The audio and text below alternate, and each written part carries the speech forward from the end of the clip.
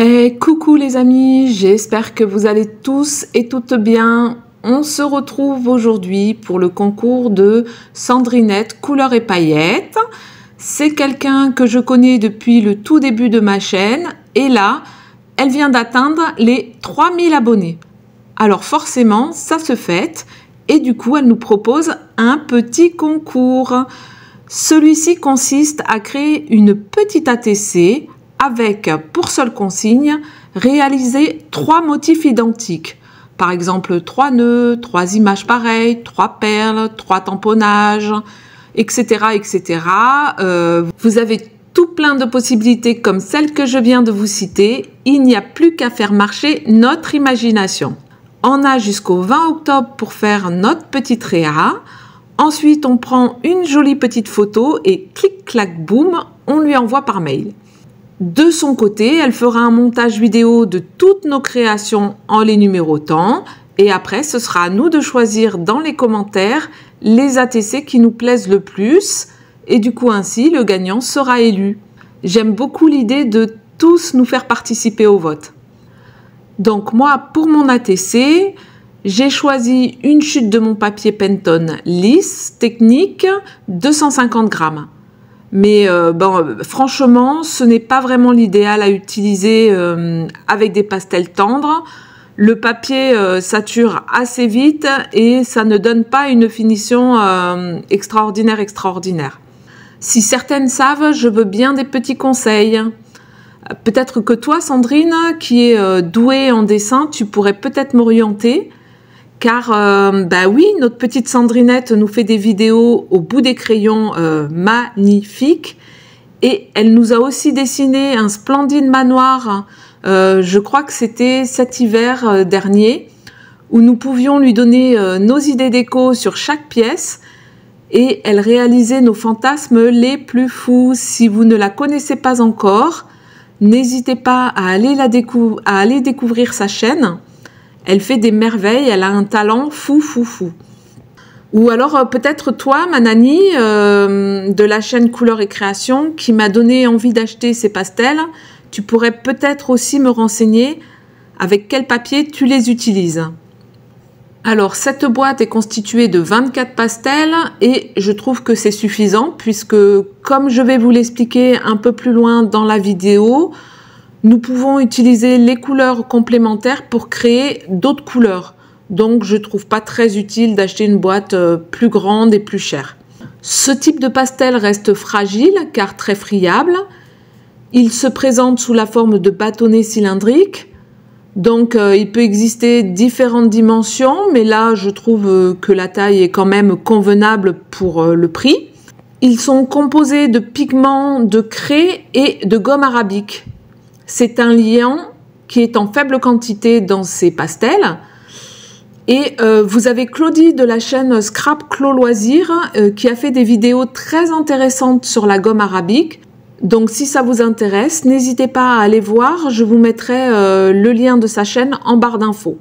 Comme je vous le dirai également plus tard, ce sont des pastels extrêmement intenses et vibrantes. C'est très doux dans l'application et c'est facilement estompable. Donc, je reviens à ma petite créa. Les mesures de l'ATC font 8,9 sur 6,4. Mais moi, j'ai coupé mon papier à 8,6 et 6 cm pour ensuite pouvoir le mater. J'ai envie de couleurs assez peps, donc j'utilise du jaune, du rose, deux verts et j'aurais voulu un vert plus foncé qui n'est pas proposé dans la gamme de couleurs de cette boîte. Donc pour foncer mon coin en bas à droite et mon coin en haut à gauche, je vais utiliser du rouge qui est la couleur complémentaire du vert. Et ainsi, en mélangeant les deux couleurs, le vert et le rouge, je vais obtenir un vert un petit peu plus foncé. J'appose les couleurs un peu où bon me semble, et comme vous le voyez à l'image, je n'ai pas du tout accéléré pour vous montrer le processus. Je viens avec mon doigt étendre la couleur et entre chaque couleur, je viens bien essuyer mon doigt sur mon petit chiffon pour ne pas salir la couleur précédente. Je n'hésite pas non plus à revenir sur les différentes couleurs pour qu'elles deviennent plus vibrantes qu'elles ne le sont déjà. Et je réitère, je caresse le papier pour étaler la couleur, on s'essuie bien les doigts et ainsi de suite jusqu'à obtenir ce que l'on souhaite. Quand je débute ma création, je n'ai vraiment aucune idée précise de ce que je veux faire. Je sais juste que je veux utiliser mes pastels qui ne m'ont encore jamais servi. Je n'ai même pas encore fait mon nuancier. Je commence par le jaune qui me fait penser à un soleil. Je poursuis avec un vert qui me permet de faire une transition toute douce. J'ai envie de donner un petit peu de peps, alors je mets du rose un peu par-ci par-là pour égayer un peu le tout. Et puis après, je trouve que le vert foncé est sympathique, donc je l'applique. Et je me rends compte que ce vert tire un peu vers le bleu. Ça fait un peu penser à un vert canard, vous savez. Et voilà comment on arrive à un fond assez sympathique sans avoir eu trop d'idées précises au départ. Pour fixer la couleur, on peut se servir de laque à cheveux, mais j'ai vu un article que la tenue à terme n'était pas exceptionnelle et qu'avec le temps ça jaunissait. Donc vu que je n'ai jamais fait, si certaines ont des renseignements à ce sujet, elles peuvent mettre un commentaire en barre d'infos, ça m'intéresse.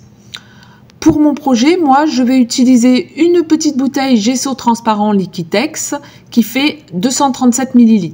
Je ne connaissais pas ce produit, j'ai vu ça sur une vidéo d'une youtubeuse qui appelle sa chaîne Les couleurs de Loreline. Je la suis depuis peu et j'aime également beaucoup ce qu'elle fait. J'ai donc voulu tester. Je l'applique avec un gros pinceau. Au début, j'y vais doucement car j'ai peur que ça me fasse bouger les couleurs. Et puis non, donc j'y vais franco. Ça me donne une sorte de pellicule un peu rugueuse sur laquelle je vais pouvoir retravailler sans abîmer mon fond. Loreline, sur sa vidéo, dit qu'on peut réutiliser de la colle à nouveau, des pastels, des feutres, des crayons, etc.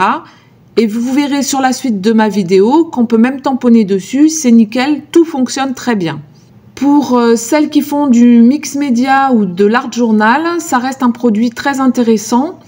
En plus, on en met une quantité infime, donc la bouteille devrait faire un bon moment. Si ça en intéresse certaines, pareil, je vous mets le lien en barre d'infos.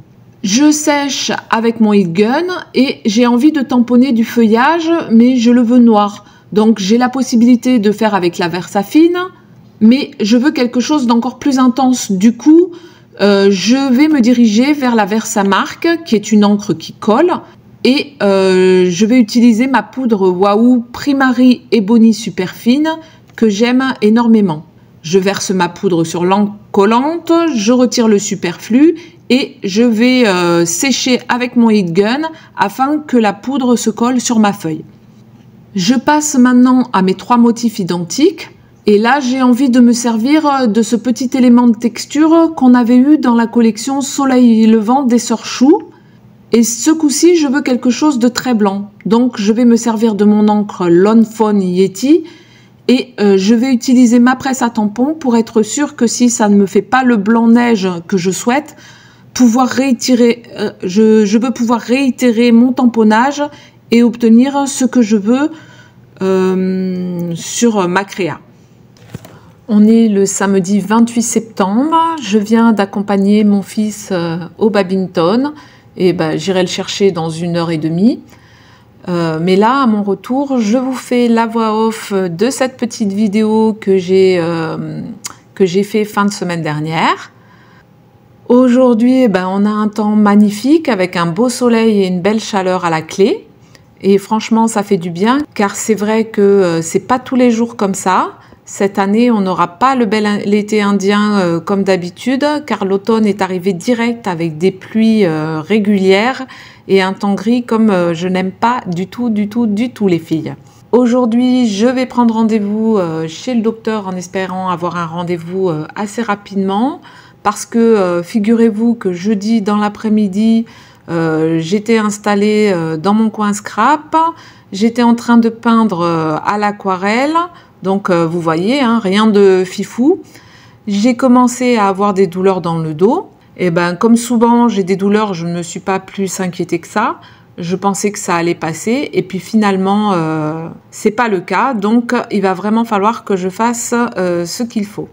J'ai quand même réussi tant bien que mal à faire mes repas pour la semaine et ça c'est vraiment top parce qu'après j'ai plus qu'à faire réchauffer et penser à sortir du congèle s'il faut.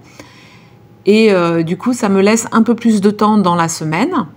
Et puis cet après-midi, j'ai une copine qui doit passer que j'ai pas vue depuis début juin. Et comme je vois pas tellement de monde, je suis super heureuse. Donc je lui ai préparé un petit goûter, on se fera un petit thé. Et puis comme deux filles qui se respectent, vous savez quoi? On va papoter pendant un bon moment, pendant que nos garçons jouent ensemble. N'hésitez pas vous aussi à me partager vos petites journées, ça me fait super plaisir de vous lire. Allez, je poursuis mes petites explications concernant Marea. Donc, sur la même planche de tampons que j'aime beaucoup, il y a ces petites tachouilles qui me plaisent bien et elles me font penser à des petites taches de léopard. Je viens les tamponner à la Versafine noire en haut et en bas de ma feuille en diagonale, toujours dans l'esprit d'apporter un certain équilibre. Avec un sakura jaune, je viens faire des petites croix. J'ai également envie de mettre plus en avant mes trois petits sujets identiques. Donc avec mon feu de sakura 04 noir, je viens porter des ombres que sur un côté. Et puis je trouve que c'est pas assez. Donc je rajoute des petits éléments pour faire le tour de mes cercles. Pour la suite, j'aurais pu trouver un petit sentiment à tamponner sur Marea. Mais franchement, je n'y ai pas pensé. Par contre, j'avais envie de noter une petite phrase positive. Donc, j'écris « La vie est belle » avec mon sakura blanc numéro 8. Là, je me suis commandé des sakura blancs. Ça s'est vendu par 3. Numéro 10. Et je me languis vraiment de les recevoir parce qu'il paraît qu'ils sont drôlement mieux. Là, avec celui-là, le numéro 8, ce qui est embêtant, c'est que la bille d'où l'encre découle n'écrit pas tout le temps. Donc après, tu es obligé de repasser par-dessus. Et franchement, selon ce qu'on fait, ça ne me plaît pas beaucoup. Est-ce qu'il y a certaines d'entre vous qui ont ce Gelly Roll numéro 10 et qui pourraient me dire ce qu'elles en pensent ? Je trouve sympa de faire un petit cadre à ma carte, donc j'y vais gaiement avec mon stylo Sakura noir. Et puis sur mes contours de cadre, j'aime bien faire des petits zigouigouis, je trouve ça super mignon. Donc j'y vais. Pour la suite, j'utilise un Posca blanc que j'ai oublié d'amorcer, donc je le secoue, j'amorce la mine sur ma plaque de verre et je fais des petits points. Ça fait longtemps que je ne me suis pas servi de mes crayons polychromos, donc là j'ai envie de les utiliser. D'habitude pour faire mes dégradés, je prends 3 teintes différentes pour une couleur, mais là les surfaces sont assez petites, donc je vais opter pour 2 roses, 2 verts et je me sers également du jaune pour éclaircir le vert clair. Je vais aussi utiliser le blanc pour apporter de la lumière. Là, depuis quelques minutes, comme vous pouvez le voir à l'écran, j'ai accéléré la vidéo. Il y a des petites choses que je trouve pas forcément super intéressantes, donc voilà. Et puis pour la colorisation, je pense ne vous intéresse pas plus que ça. Par contre, si toutefois certaines seraient intéressées pour avoir quelques techniques, même si je suis pas une pro, vous pouvez me le dire en commentaire et je pourrais vous faire des vidéos par rapport à ce que je sais faire. J'encre le contour de mon ATC avec la Versafine. Je mate mon ATC sur un papier blanc et je trouve qu'il manque encore un petit quelque chose. Alors je vais rajouter à nouveau des petites croix avec mon Sakura jaune. Hors caméra, je vais passer mes 3 motifs identiques au Spectrum noir. C'est un stylo transparent à paillettes avec une pointe type pinceau. Je vais aussi mettre du glossy sur mes feuilles. Et puis voilà, le tour est joué, j'ai fini mon ATC et elle me plaît bien comme ça. N'hésitez pas, dites-moi ce que vous en pensez. Je vous laisse, je vous fais à tous plein de gros bisous. Prenez bien soin de vous et puis je vous dis à bientôt. Bye bye.